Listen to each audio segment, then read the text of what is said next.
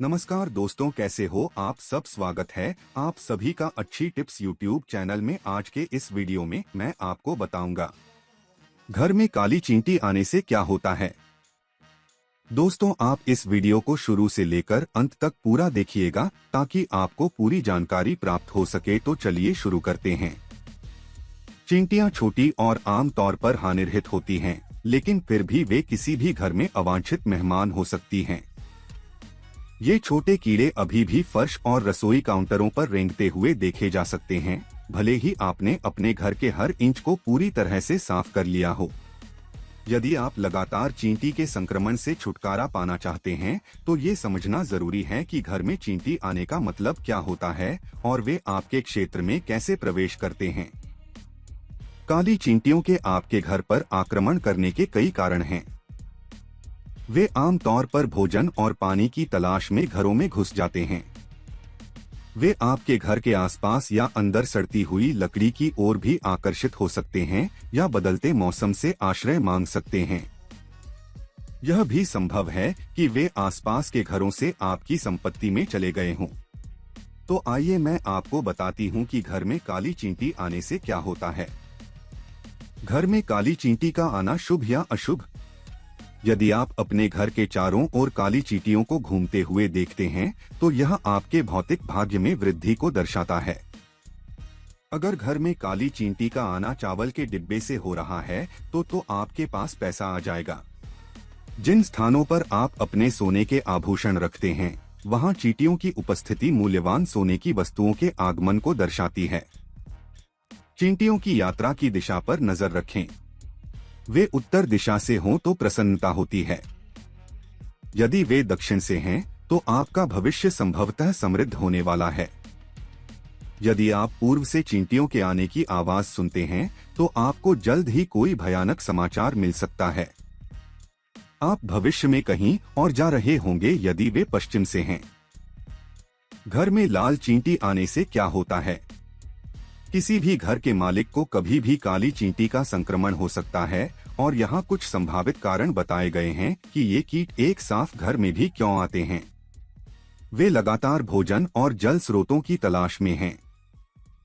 बड़ी चींटियां भोजन और पानी की तलाश में बेहद मेहनती होती हैं, क्योंकि जीवित रहने के लिए उन्हें अन्य कीटों की तरह ही खाना चाहिए।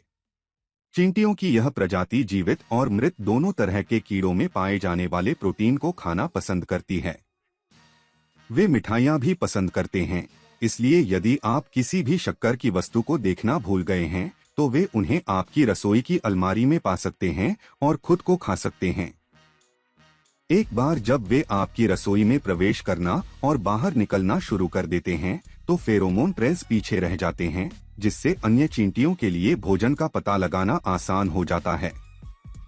आपके घर में चींटी की आबादी में संभावित वृद्धि के कारणों में से एक यह चींटी का निशान है।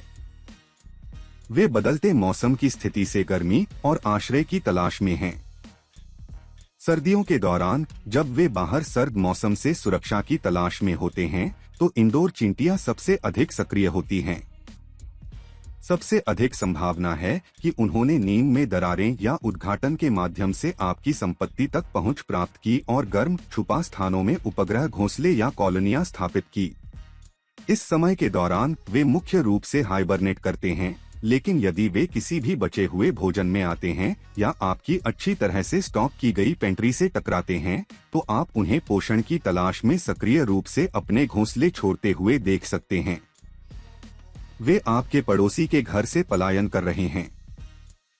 चींटियां सामूहिक कीट हैं, इसलिए वे आमतौर पर एक स्थान पर नहीं बसती हैं। साथ में वे ताजा आवास की तलाश में यात्रा करना पसंद करते हैं। आपके पड़ोसी के घर से चींटियों के पलायन के कारण अचानक चींटियों का संक्रमण भी हो सकता है। यह संभावना है कि चींटियां आपके घर में अपना घोंसला बनाने के लिए फैल गई हैं, यदि आसपास कोई भी हाल ही में या वर्तमान में एक चींटी के संक्रमण से निपट रहा है। उन्होंने आपके घर के ढांचे में सड़ी या सड़ी हुई लकड़ी पाई है। हालांकि आपके घर के अंदर साफ सुथरा हो सकता है, आपके घर के बाहर पेड़ की शाखाएं और जलाऊ लकड़ी के ढेर उनके प्रमुख लक्ष्य हो सकते हैं। यह संभव है कि आपके घर की लकड़ी के ढेर और पेड़ के स्टंप अंदर बढ़ी चींटियों को आकर्षित कर रहे हो। विचाराधीन चींटियां अपने घोंसलों की ओर जाने वाली दीर्घाओं या सुरंगों को बनाने के लिए किसी भी लकड़ी की वस्तुओं को कुतरने के लिए जानी जाती हैं। बड़ी चींटियां आपके घर की नींव की सड़ती लकड़ी को संक्रमित कर सकती हैं, जिससे आपके घर की संरचना और कमजोर हो सकती है। इसके परिणामस्वरूप हजारों डॉलर की संपत्ति का नुकसान हो सकता है। इसलिए यह सबसे अच्छा है कि आपके घर में किसी भी सड़ने वाली लकड़ी को बदल दिया जाए या हटा दिया जाए। इसके अलावा भविष्य में चींटी के संक्रमण को रोकने के लिए नई लकड़ी का इलाज करना सुनिश्चित करें।